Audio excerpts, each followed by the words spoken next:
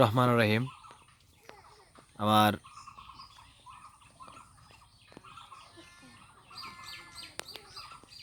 রাজাহাঁস 7টা ডিম দিয়ে তা দিয়েছিল। এই হাসিটা আল্লাহ দিলি 7টা বাচ্চাই উঠেছিল, তার 3টা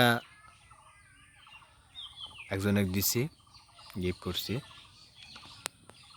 যাই হোক, মাশাল্লাহ খুব সুন্দর। দেখেন, রাজাহাঁসের বাচ্চা আমার খুব তাড়াতাড়ি ডিম থেকে ফুটে বের হয়েছে। মাশাল্লাহ, বেশি দিন সময় লাগে না, খুব সুন্দরভাবে তা দিয়েছে বিদায়। 30 দিন 31 দিনের ভিতরেই আমার বাচ্চা উঠেছে।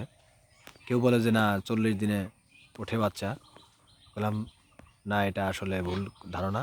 আমার হাঁসের বাচ্চাটা ভালোভাবে তা দিয়েছে। গোসল করছে মাঝখানে, 1 মাসের ভিতরে গোসল করছে একবার।